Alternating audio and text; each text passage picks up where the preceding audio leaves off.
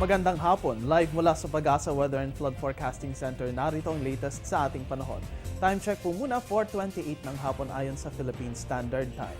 Mga kaibigan, inaasahan naman na magiging maganda ang panahon natin ngayong araw na ito. Umiiral ang ridge ng high pressure area dito sa may extreme part ng Northern Luzon na siyang nagbibigay ng magandang panahon at magandang temperatura dito sa buong bansa. Inaasahan lang po natin ang partly cloudy to cloudy skies with isolated cases ng rain showers and thunderstorms lalo na pagsapit ng hapon at ng gabi. Ang easterlies po ay umiihi pa rin mula sa karagatang Pasipiko at siya nagbibigay ng mainit at maalinsangan na temperatura dito sa ating bansa. Asahan po natin na maaaring umabot ng hanggang 35 o higit pa na degrees Celsius ang ating temperatura dito sa Pilipinas sa mga susunod na araw.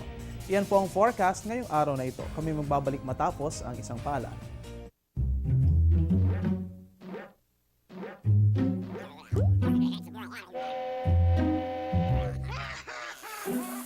Worried kung nasaan ang package mo? Sa Air 21, worry-free!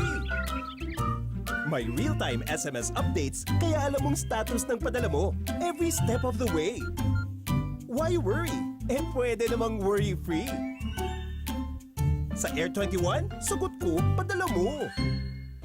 Mga kaibigan, ngayon ng buwan ng Mayo ay inaasahang magiging higit pang mainit ang panahon sa mga susunod na araw. At dahil mainit ang panahon, ay siguradong mas mabilis tayong mawawala ng tubig sa ating katawan o di kaya ay may dehydrate.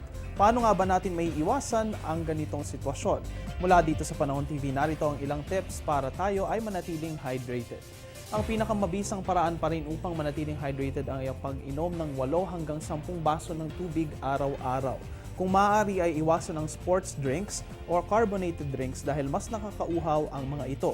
Ang pagkain ng water-rich food tulad ng lettuce, pakwan, ubas, broccoli at cucumbers ay nakakatulong rin sa pagpapanatili ng tubig sa ating katawan.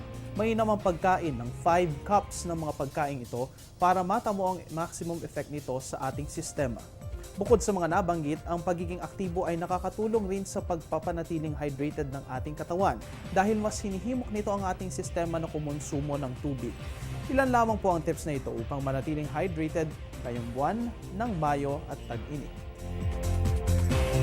At yan ang latest mula dito sa Pag-asa Weather and Flood Forecasting Center. Please check our social media accounts on our website para sa latest weather information. Mula dito sa Panahon TV kung saan walang pinipiling panahon ang pagbibigay impormasyon. Ako ang inyong weather guide, Earl Figuracion. Magandang hapon sa inyong lahat.